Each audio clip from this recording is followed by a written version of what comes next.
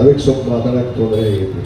ಅದಕ್ಕೆ ನಾನು ಮೊದಲೇ ಈ ಕಾರ್ಯಕ್ರಮದ ಪ್ರಾರಂಭೋತ್ಸವದಲ್ಲಿ ನಾನು 2 ವಿದ್ಯಾರ್ಥಿಗಳನ್ನ ಮಾತಾಡಕ್ಕೆ ಬಿಟ್ಟಿದ್ದು ಅದು ನನ್ನ ಪರವಾಗಿ ಅನ್ನೋ ಮಾತನ್ನ ಬಹಳ ಹೆಮ್ಮೆ ಇಟ್ಟರೆ ಈ ಸಂದರ್ಭದಲ್ಲಿ ಕೈ ಅಂತ ಹೇಳಿದ್ವಿ. ನನಗೆ ಭಾಷಣ ಮಾಡೋಕ್ಕಾಗಲ್ಲ ಅನ್ನೋದಕ್ಕೆ ಅವ್ರಿಗೆ ಕೊಟ್ಬಿಟ್ಟಿವಿ ನಾವು, ನಮ್ಮ ಪಾಲ ಅವ್ರು ತಗೊಂಡು ಮಾತಾಡಲಿ ಅಂತೇಳಿ. ಬಹಳ ಚೆನ್ನಾಗಿ ಈ ಪ್ರಬಂಧ ಸ್ಪರ್ಧೆಯಲ್ಲಿ ಭಾಷಣ ಪ್ರಬಂಧ ಸ್ಪರ್ಧೆಯಲ್ಲಿ ಭಾಗವಹಿಸಿ ಇವತ್ತು ಹುಡುಗುಂದ ಹಾಗೂ ಇಳಕಲ್ ತಾಲೂಕಿನ ಕೀರ್ತಿ ಘನತೆಯನ್ನು ಹೆಚ್ಚಿರುವಂತಹ ವಿದ್ಯಾರ್ಥಿನಿಯರಿಗೆ ಈ ವೇದಿಕೆ ಪರವಾಗಿ ನಾನು ವಿಶೇಷವಾದ ಧನ್ಯವಾದಗಳನ್ನು ಅಭಿನಂದನೆ ಕೂಡ ಸಲ್ಲಿಸಕ್ಕೆ ಬಯಸ್ತೇನೆ.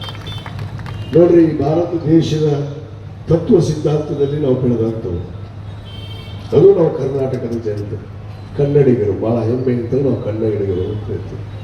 ಅನೇಕ ಜನ ಕನ್ನಡದ ಬಗ್ಗೆ ಇವತ್ತು ಬಹಳಷ್ಟು ವಿಚಾರಗಳನ್ನು ಇವತ್ತು ಪ್ರಸ್ತಾಪ ಮಾಡಿದ್ದಾರೆ. ಕೇವಲ ಮಾತಾಡುವುದರಿಂದ ಕನ್ನಡ ಉಳಿಸಿ ಬೆಳೆಸಿ ಅಂತ ಆಗೋದಿಲ್ಲ, ಅದನ್ನ ಕೃತಿಯೊಳಗೆ ತಂದು ನಡೆಯೋದ್ರಿಂದ ಆ ಕನ್ನಡ ಭಾಷೆಯನ್ನು ನಾವು ಉಳಿಸ್ಬೋದು, ಆ ಕನ್ನಡವನ್ನು ಶಾಶ್ವತವಾಗಿ ನಾವು ನಡೆಸುವಂಥ ಕೆಲಸ ಆಗ್ತದೆ. ಆ ನಿಟ್ಟಿನಲ್ಲೇ ಪ್ರತಿ ವರ್ಷ ಬಹುತೇಕ ಇಲ್ಲಿ ಯಾರು ಮಾಡ್ಯಾರೋ ಬಿಟ್ಟರು ನನಗೆ ಗೊತ್ತಿಲ್ಲ, ಆದರೆ ನನ್ನ ಅಧಿಕಾರಾವಧಿಯಲ್ಲಿ ಯಾವುದೇ ಈ ರಾಷ್ಟ್ರಕ್ಕೆ, ಈ ನಾಡಿಗೆ ಇವತ್ತು ಸ್ವಾತಂತ್ರ್ಯ ಹೋರಾಟಗಾರರಿಂದ ಹಿಡಿದು ಈ ನಾಡಿಗೆ ತಮಗಾದ ಕೊಡುಗೆಯನ್ನು ಕೊಟ್ಟು ಈ ನಾಡಲ್ಲಿ ಇವತ್ತು ದಿಗ್ಗಜರೆನಿಸಿಕೊಂಡಿರುವಂತಹ ಎಲ್ಲ ದಿಗ್ಗಜರಿಗೆ ಇವತ್ತು ನಾವು ಗೌರವವನ್ನು ಸಲ್ಲಿಸುವಂಥದ್ದಾಗಿರ್ಬೋದು.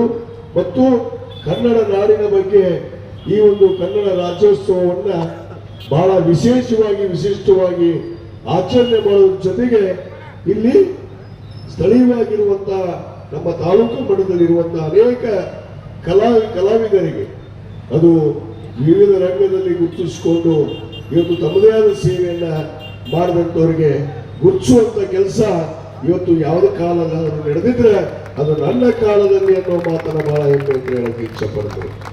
ಯಾಕಂದ್ರೆ ಈ ಪ್ರಶಸ್ತಿಯನ್ನು ಪ್ರಾರಂಭ ಮಾಡಿದ್ದೆ ನಾವು. ಬಹುತೇಕ ಕರ್ನಾಟಕ ಕನ್ನಡ ರಾಜ್ಯೋತ್ಸವ ಪ್ರಶಸ್ತಿಯನ್ನು ಕೊಡ್ತಾರೆ, ಜಿಲ್ಲಾಡಳಿತದಲ್ಲಿ ಕೊಡ್ತಾರೆ, ತಾಲೂಕು ಮಟ್ಟದಲ್ಲಿ ಇದ್ದಿದ್ದಿಲ್ಲ. ನಮ್ಮ ದಂಡಾಧಿಕಾರಿಗಳು ಕೂತಾರ, ಬಹುತೇಕ ತಾಲೂಕು ಮಟ್ಟದಲ್ಲಿ ಕೂಡ ಕೊಡಬೇಕು ಅನ್ನೋದನ್ನ ನನ್ನ ಅವಧಿಯಲ್ಲೇ ಈ ಒಂದು ಕಾರ್ಯಕ್ರಮವನ್ನ ಪ್ರಾರಂಭ ಮಾಡಿದೀನಿ ಅನ್ನೋ ಮಾತನ್ನು ಹೇಳಕ್ಕೆ ಇಚ್ಛೆ ಪಡ್ತೇನೆ.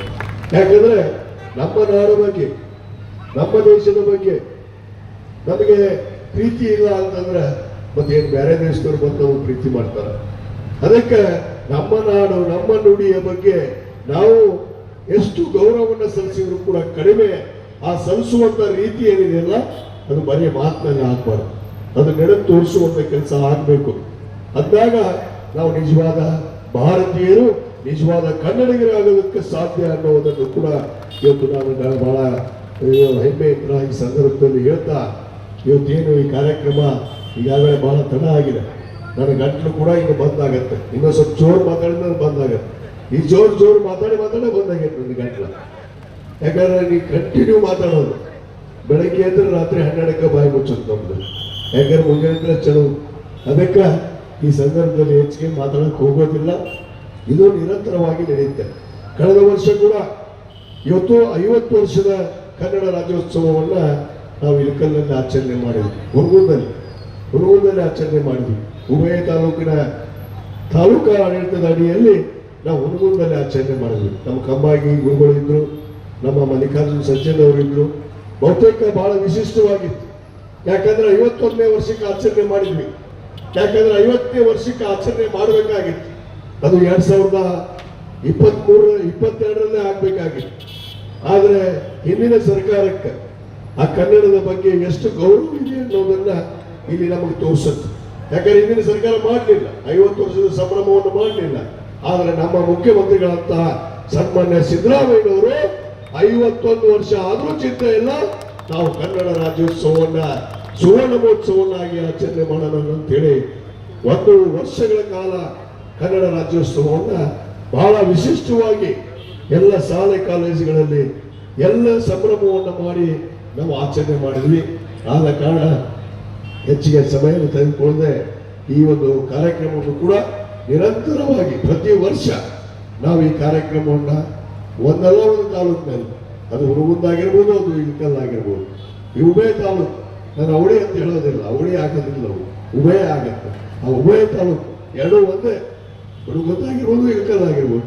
ಕಳೆದ ಬಾರಿ ಹುಡುಗುಂದ ಮಾಡಿದ್ವಿ, ಈ ಬಾರಿ ಇಲ್ಕಲ್ಲಲ್ಲಿ ಮಾಡ್ತಾ ಇದ್ವಿ. ಅದಕ್ಕೆ ಈ ಕಾರ್ಯಕ್ರಮ ನಿರಂತರವಾಗಿ ನಡೆಯುತ್ತೆ. ಆ ಕಲಾವಿದರನ್ನ ಇವತ್ತು ಅನೇಕ ಕ್ಷೇತ್ರದಲ್ಲಿ ತಮ್ಮದೇ ಆದ ಸಾಧನೆ ಮಾಡಿದಂಥವ್ರನ್ನ ಗುರುತಿಸುವಂಥ ಕೆಲಸ. ಈಗ ನೋಡ್ರಿ, ನಮ್ಮ ವಿದ್ಯಾರ್ಥಿಗಳು ಎಷ್ಟು ಚೆನ್ನಾಗಿ ಮಾತಾಡಿದರು, ನಿಜವಾದ ಹೆಮ್ಮೆ ಪಡಬೇಕು. ನಾವೆಲ್ಲ ವಿದ್ಯಾರ್ಥಿಗಳನ್ನ ಪ್ರೋತ್ಸಾಹಿಸಬೇಕು. ಮುಂದಿನ ಪೀಳಿಗೆಯನ್ನ ಎತ್ತಿಡಿದಾಗ ಈ ನಾಡಿನ ಭಾಷೆ ಶಾಶ್ವತವಾಗಿ ಉಳಿಯೋದಕ್ಕೆ ಸಾಧ್ಯ. ಅದಕ್ಕೋಸ್ಕರ ಆ ಮಕ್ಕಳನ್ನ ಇವತ್ತು ನಾವು ಮುಂಚೂಣಿಯಲ್ಲಿ ತರುವಂಥ ಕೆಲಸ ನಾವೆಲ್ಲ ಮಾಡಬೇಕು ಅನ್ನೋ ಮಾತನ್ನು ಹೇಳ್ತಾ, ಮತ್ತೊಮ್ಮೆ ಇಲ್ಲಿ ಆಗಮಿಸಿರುವಂತಹ ಎಲ್ಲ ವೇದಿಕೆ ಮೇಲಿರುವಂತಹ ಎಲ್ಲ ಗಣ್ಯಮಾನ್ಯರಿಗೆ, ಸಭಾಂಗಣದಲ್ಲಿ ಆಸೀನರಾದಂತಹ ಎಲ್ಲ ಗುರುಹಿಯರಿಗೆ, ತಾಯಂದಿರಿಗೆ, ಯುವಕರಿಗೆ, ವಿದ್ಯಾರ್ಥಿಗಳಿಗೆ, ಮಾಧ್ಯಮದ ಸ್ನೇಹಿತರಿಗೆ ಮತ್ತು ವಿಶೇಷವಾಗಿ ಇಲ್ಲಿ ಪ್ರಶಸ್ತಿಯನ್ನು ಪಡೆಯುವಂತಹ ಎಲ್ಲ ಪುರಸ್ಕೃತರಿಗೂ ಕೂಡ ಮತ್ತೊಮ್ಮೆ ಈ 70ನೆಯ ಕನ್ನಡ ರಾಜ್ಯೋತ್ಸವದ ಶುಭಾಶಯಗಳನ್ನು ಕೋರಿ ನನ್ನ ಎರಡು ಮಾತು ಮುಗಿಸ್ತೇನೆ. ಜೈ ಹಿಂದ್, ಜೈ ಕನ್ನಡ. ಅದು ಇನ್ನೂ ಬಹಳ ಇತ್ತು, ಗಂಟಲು ಸರಿತು ಎಲ್ಲ ಉತ್ತರ ಕೊಡ್ತಿದ್ದೆ. ಆದ್ರೆ ಕನ್ನಡ ಭವನವನ್ನ ನಮ್ಮ ಉಭಯ ತಾಲೂಕಿನಲ್ಲಿ ಕನ್ನಡ ಭವನ ಹಾಕಬೇಕು ಅಂತೇಳಿ ಕೇಳಿದ್ದಾರೆ. ಬಹುತೇಕ ಮುಂದಿನ ವರ್ಷ ಕನ್ನಡ ರಾಜ್ಯೋತ್ಸವವನ್ನ 71ನೇ ಕನ್ನಡ ರಾಜ್ಯೋತ್ಸವಕ್ಕೆ ಎರಡೂ ಭವನವನ್ನು ಉದ್ಘಾಟನೆ ಮಾಡ್ತೀವಿ ಅನ್ನೋ ಮಾತನ್ನ ಈ ಸಂದರ್ಭದಲ್ಲಿ ನಾನು ಹೇಳಕ್ಕೆ ಇಚ್ಛೆ ಪಡ್ತೇನೆ.